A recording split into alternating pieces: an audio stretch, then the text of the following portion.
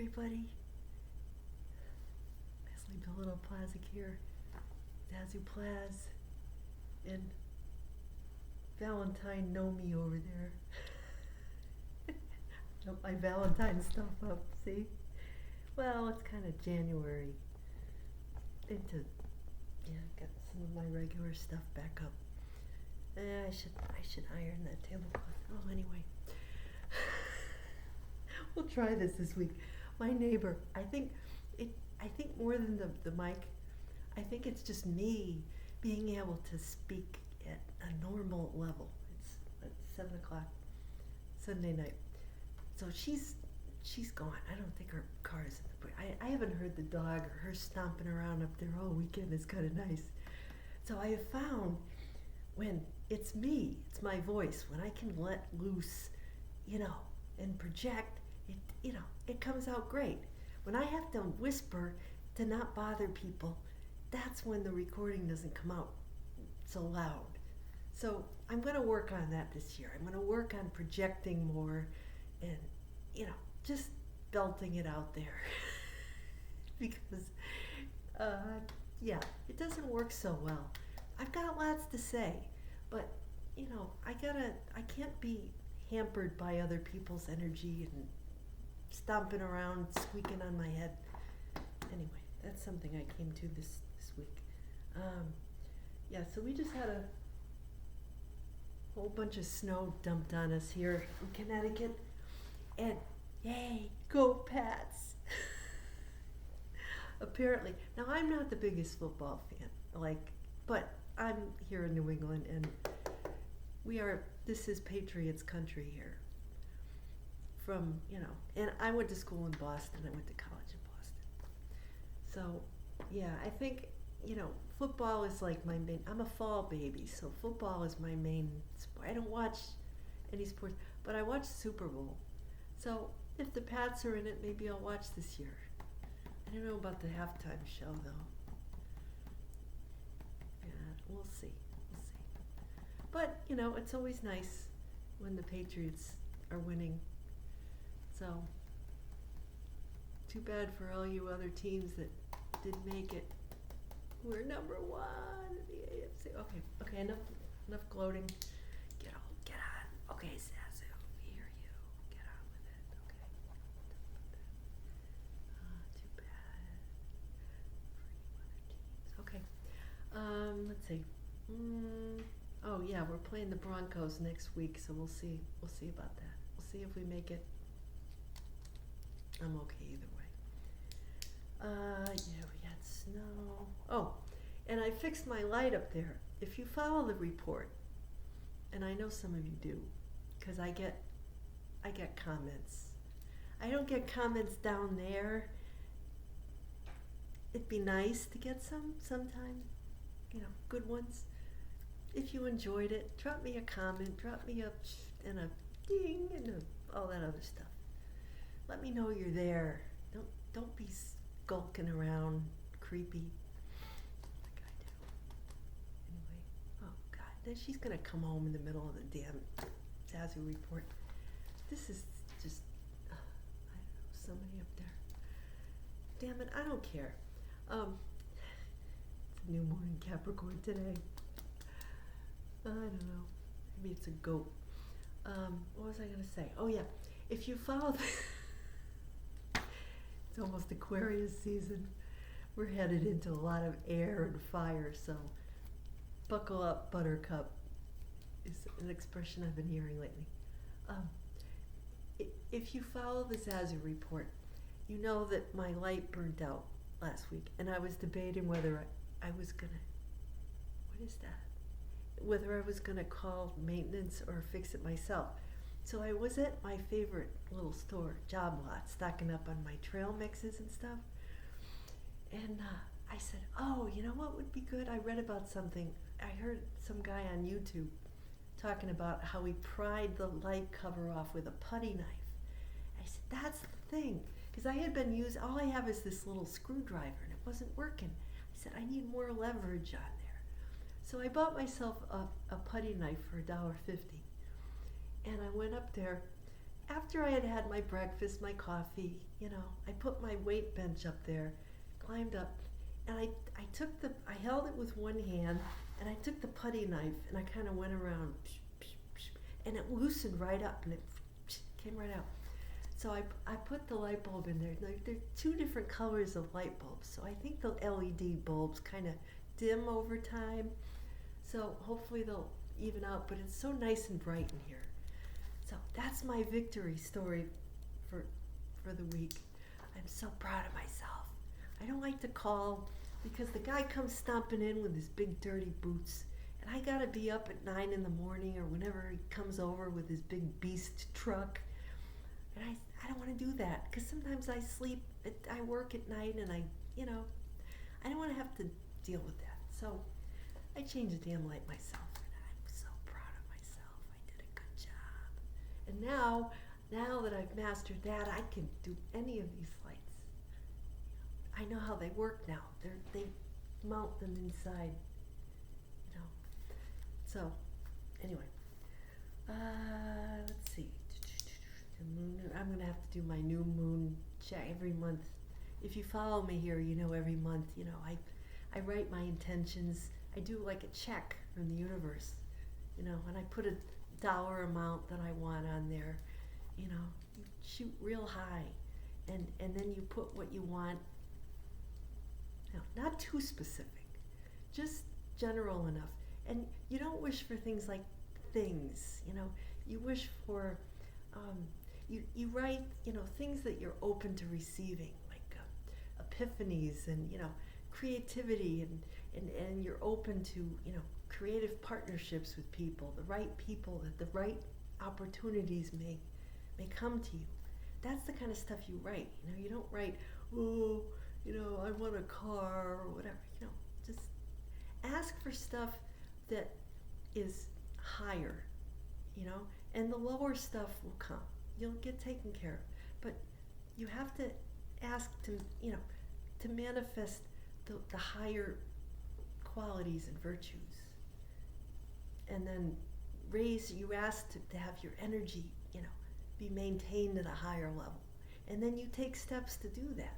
You take steps to make sure that you keep your energy high, and that, you're able to have energy to do the things that matter, until you get there, right? Kind of fake it till you make it. Okay, that's all I'm going to say about that. Let's see. Oh, I'm going to make buffalo chicken chili tonight for dinner. Yeah, that's going to be good. And I'll probably be eating it for three days this week. So there's that. That's what I'm going to be doing the rest of the day after I have my paleo hot chocolate snack that I have every week. Yeah, and just, okay, I get a rant. I got a little bit of a rant. Sometimes, I'll wake up and the first thing I'll do is, watch some tarot readers online, or I'll watch my astrology reports, while I'm waking up, or even sometimes while I'm going to sleep. But the problem with that is, I'm waking up, and there's these astrologers I followed for years. There's this one lady, and she's a little younger than me, but I've always thought, she gave good advice and this and that, her reports, but she's kind of very, like, she does evolutionary astrology, and she's very soft-spoken, and she, enunciates important and things like 20 and stuff, and she's blonde. Anyway, I'm not going to say who it is, but I've subscribed to her for ages, and lately I'm trying to pay attention to her reports, and I keep going to sleep, and I have to, and then I said, no, I'm rested now. So I click on it, and I listen to her, and I'm asleep again, and I can't stay the heck awake. So I had to stop listening to her, because I said, no, it's the universe telling me that, I gotta start listening to myself, reading the astrology or looking at charts and making up my own mind as to what's going on. It's my mother, she hated listening to anybody else about astrology. Of course, she never watched videos. The most she would do was listen to this radio show. This astrologer, he's still around, Alfie Lavoie. She used to listen to him. He's out of West Hartford, Connecticut, and he was one of the first to create. He founded the Astrological Association of Connecticut. Astrology, I don't think that's the name of it. Astrology, anyway. I go to their meetings sometimes. But they're all like old, crusty boomers. And then there's a few millennials, there. But I'm like the only Gen Xer. I'm like, what's with my generation? We don't, I don't know, we're not into astrology the way the boomers were, And maybe it has to do with, just when we were born or, the era. But, I do follow, there's a couple of boomers that I listen to. One guy looks like Merlin, and this other guy is kind of a hippie, hippie-dippy. He's out there, he goes around India and all over the place. So he's good. There's a couple new millennials, but this one guy, he's very good. But, he's kind of hung up on his family trauma. So he'll go on, and I don't know, he lost his land, and it's, now he's in a little apartment, and something happened, and I feel sorry for the guy. I mean, it sounds like his family has been awful to him, and it's terrible. So, but, he has some good things to say. So I try to listen, I try to get a nice, broad perspective, but it doesn't, see, one thing I did hear, there's this one British lady, she's really good, but she's kind of nitpicky. She says things like issues, and I don't know, she pronounces things weird because she's British. She sits there in her proper living room with her pointy orange pillows, and she goes, "Oh, here's the issues I see today. Oh, this is going to be very," she's very proper. So I do listen to her, but sometimes she gets. I don't care about the ruler of France and when his birthday was and all these, like, she seizes upon all these like boomery kind of issues that I don't really care about. I mean, not that I don't care, but I care more about, I don't know, I'm Moon in Aquarius. I'm just more concerned about the energy, I guess, as opposed to the specifics of all the you and your stars. I get bogged down.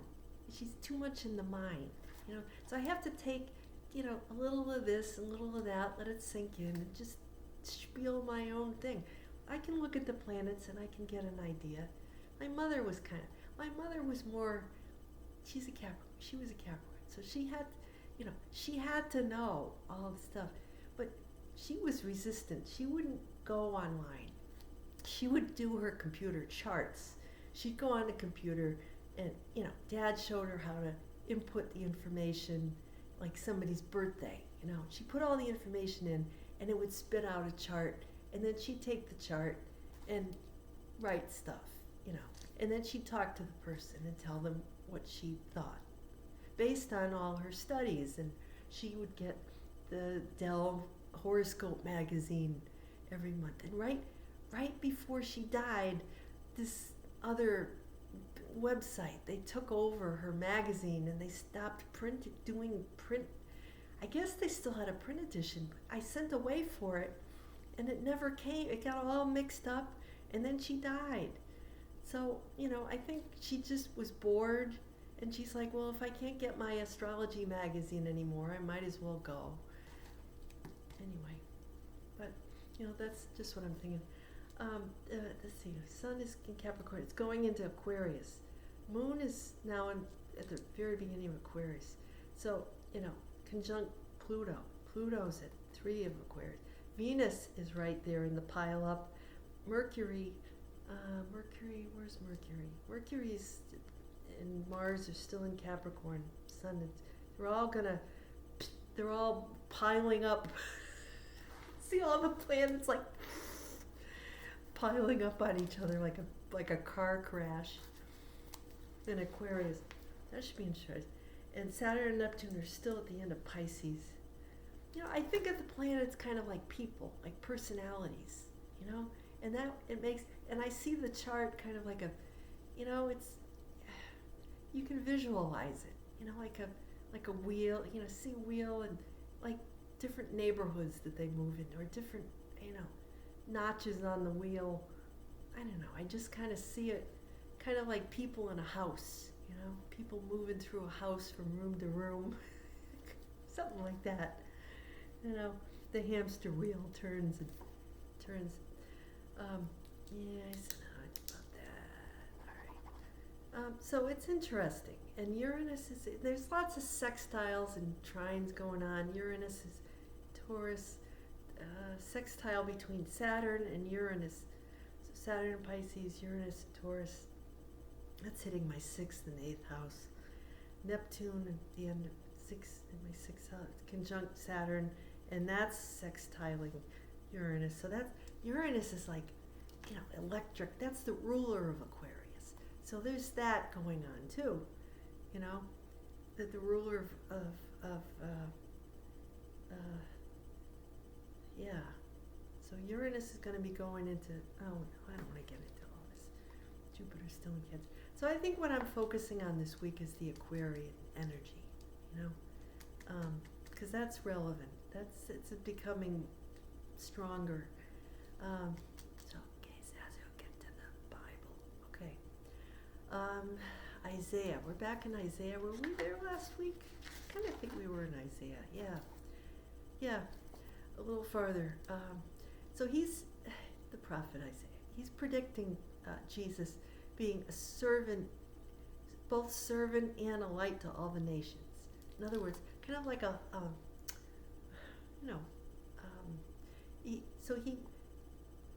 this kind of relates to all the readings. They all kind of tie together with John the Baptist coming in. So he says, he's talking about Jesus, you know, but they thought that he was talking about Israel, the country Israel. But he was really talking about Jesus who would come and you know, as a servant of God, to bring salvation to all the ends of the earth, not just Israel, you know, not just the Jewish people would it be offered, but to everyone. So God is, you know, showing what he's capable of through shining through the light that, you know, Jesus would be to all the world. So he said, you know, formed servant, he was formed as a servant from the womb. So, you know, that talks to each of us too. So if you look at your astrology chart, that's, you know, tells you what your soul contract is, you know, like a scroll that we, you know, each of us signed up for before we came down here. We said, okay, you know, I'm going to try to do this, and this, like, you know, Capricorn. They love to make lists. They love to make, you know, my mother, she had her lists. It's annoying. They're so goal-oriented, right? They got to climb the mountain and I get bored, you know. And so what I do, I make little lists for myself, you know. I'll say, okay, in the next few days, I'm going to, you know, do my Zazoo report and post it. I'm going to draw up a menu for next week, put my grocery order in. I'm going to do this and pay them my insurance bill, you know, do the tax, whatever. You know, got to fix this thing on my website, you know, whatever. I do little things that I know that I can get done, right? I don't make real, like, big long-term plans for myself. That's not how I operate, you know. And then once I check them off, I know that, okay, I have the energy to get this done, and I know I have to do this, you know. And then I have, like, these longer term things like, oh, you know, I'm clearing off, scanning in all my photos, right? And every day I scan another couple of photos, and I write every day on my Facebook page. So that's the way I trick myself into being that Capricorn type of person, even though I'm not. But I know that I'm motivated by doing my little creative time. That's like, you know, it's a shot of motivation. You know, it makes me happy, which then carries me through the rest of the day to do the things that I find boring, or not boring, but the things I have to do, you know, to maintain myself here on earth, you know. So the things that support my real, you know, life's work. So that's how I've worked around it a little bit, you know, and everybody's different. Some people thrive on that nitpicky stuff that I just do because it has to get done. But that you know, I must say, I'm resourceful and I am good at that stuff. I don't always enjoy it, but I realize it has to get done, you know, like the laundry. And when I do it, I kind of feel accomplished. Like if I make a chicken chili, you know, I can think about other things, meditate on other things while I'm doing it, you know. And then I say, okay, if I do this, then I can have, you know, I can have some trail mix or shake and, you know, do some coloring or do some origami or do something fun. It's just fun, right? So I motivate myself in little ways throughout the day, and I take little breaks in between the phases to kind of, you know, meditate or just breathe or take a walk outside. I have, you know, segments of my day. So that's how I do it, you know. That's a little freebie for you people. So yeah, talk about Aquarius. Aquarians, I've known quite a few. So they're kind of outcasts, kind of quirky. I have Moon in Aquarius, so that's me too. But they're humanitarians, right? They want to improve the world. They do well in, you know, in big groups of people. Like they have a quirky sense of humor. You know, they'd probably be good in social media. Not so good one-on-one with people because they kind of like their space. But so the Psalm said, "Here, my Lord, I come to do your will." So yeah, it's kind of that Aquarian idea of having you know, a greater purpose, being destined to come and, you know, do this high and mighty thing that, you know, everyone's going to see you. That's Aquarius, right? That rules the 11th house. Well, my 11th house is ruled by Leo. I have Leo in the 11th house. I have Aquarius in my 5th house, where my moon is. So, you know, for me, that's where, you know, I'm kind of quirky. The 5th house of creativity and kids. So that's why I love kids, because I have my moon in my 5th house, the 5th house of children. It was inevitable that I would be a mom, because I'm a big kid myself. So anyway, it says, "I come to do your will." In the written scroll, it is prescribed for me to do your will. So there's that scroll again, that soul contract. "I announced your your law is within my heart." And that's where I got the song of the week. Your law is in my heart. It's in my heart. So I announced your justice in the vast assembly. Yeah, that's Aquarius, the vast assembly. So then we have Paul, in the Corinthians, letter to the Corinthians, talking about Sosthenes, Sosthenes, Sosthenes,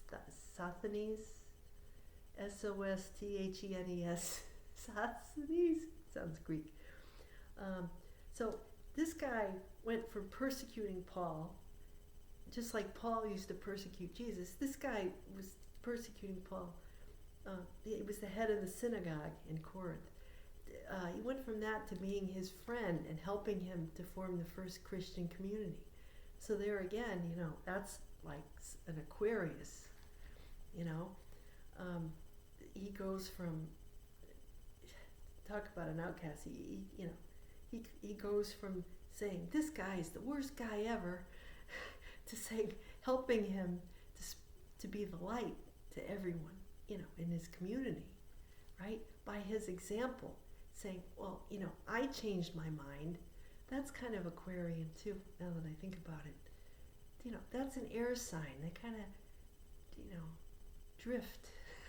It's like, okay, and they're very intellectual. So, you know, maybe he was convinced, you know, maybe it was an intellectual thing that he came to after Paul, you know, hearing Paul and seeing Paul's conversion, you know, and maybe that influenced him.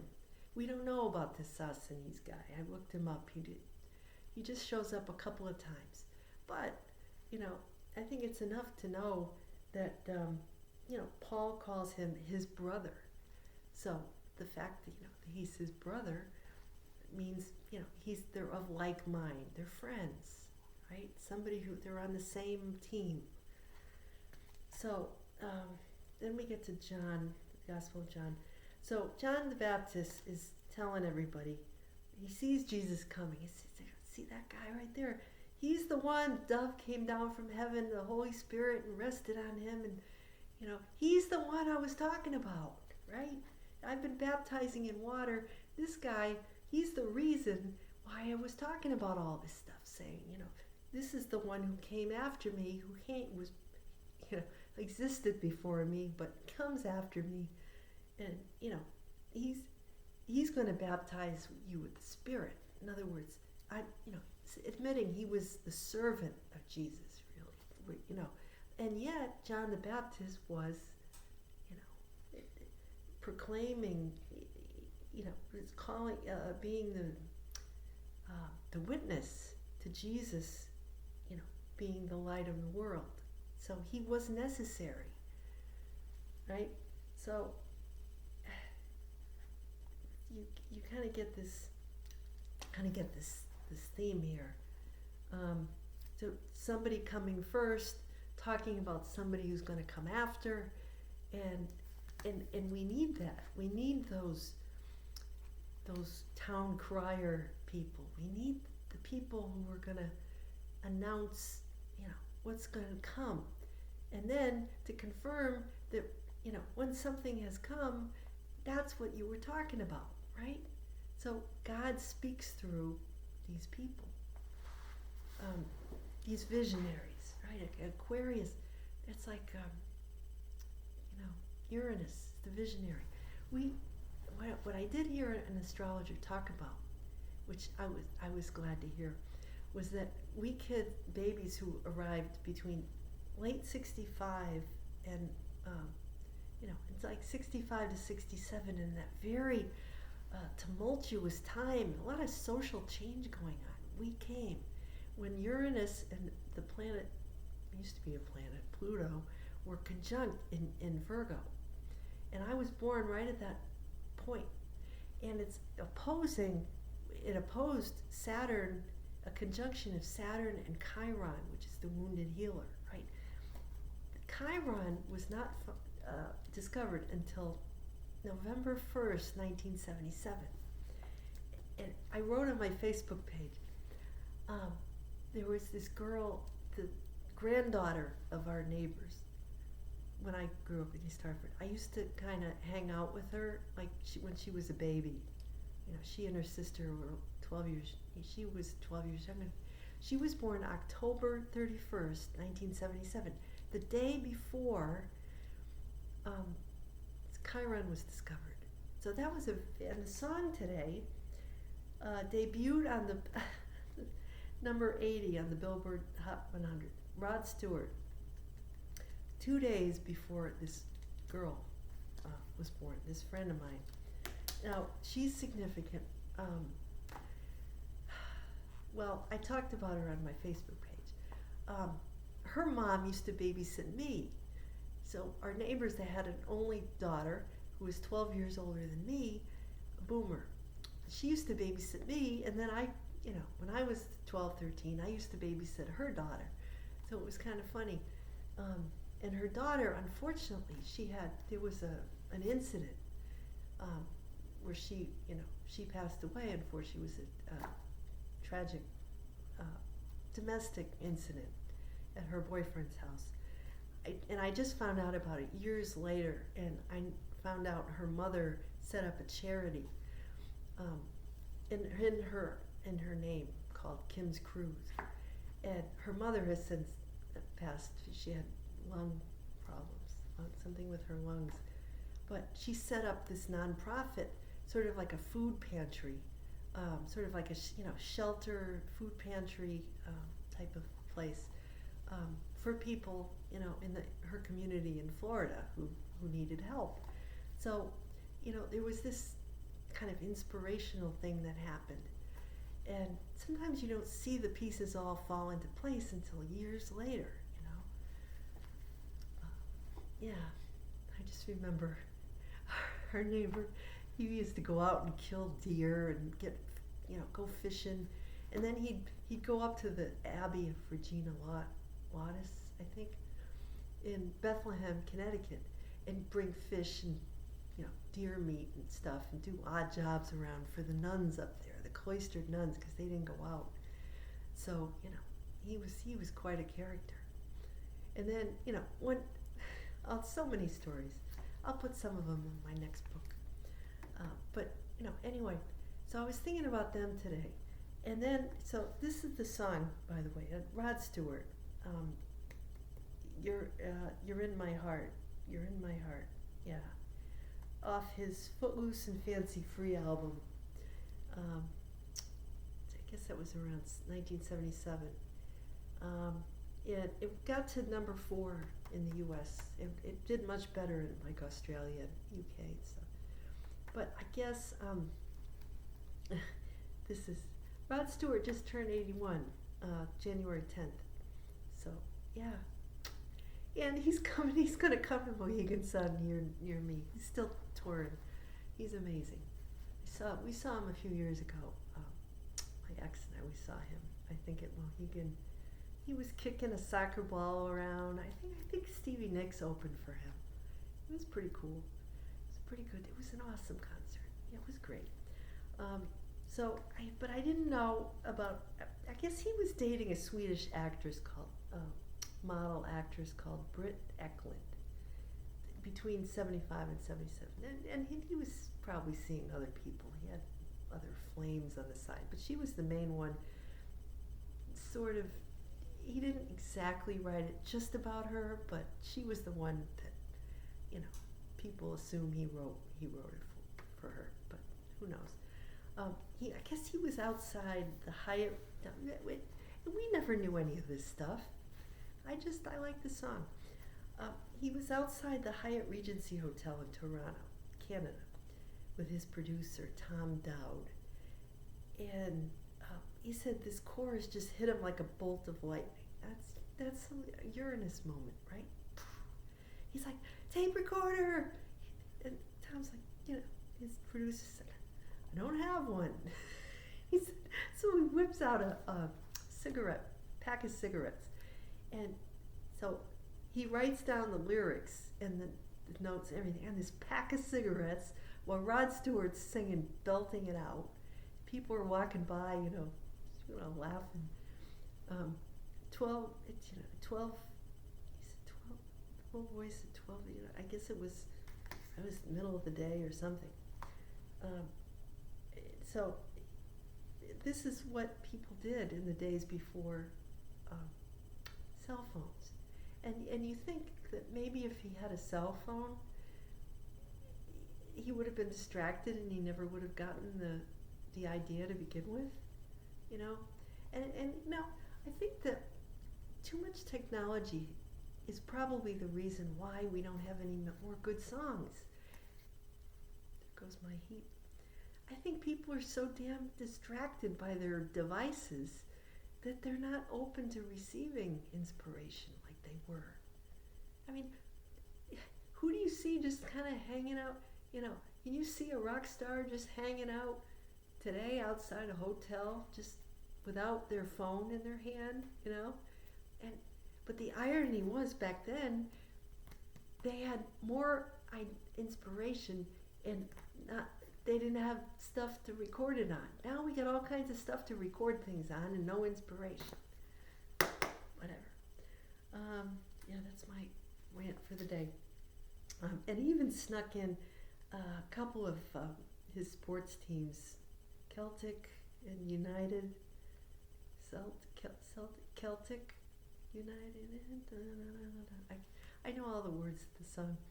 Anyway, that it's a good song. It's you know, you're in my heart. It's the heart. I think has to do with Aquarius, but it's more like not you know, Valentine's Day is not so much.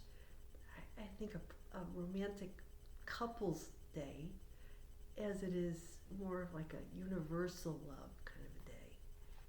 You know, it's a humanitarian love. It's a love for humankind. So, yeah, if you could process that, that's kind of as deep as I'm going today. That's, yeah, because I gotta go my snack. I'm getting kind of weak here. So, yeah, so that's what I have to say about that. So, it's nice not hearing somebody squeaking up there. So, anyway, yeah, so until next week, I'll be back next week, same place, different time, whatever. Have a great week, stay warm, have some hot chocolate, go take a walk out in the snow. It's pretty, if you've got snow where you are. Otherwise, get outside, look at the stars, and I'll see you next week. Take care. Zazoo Plazz.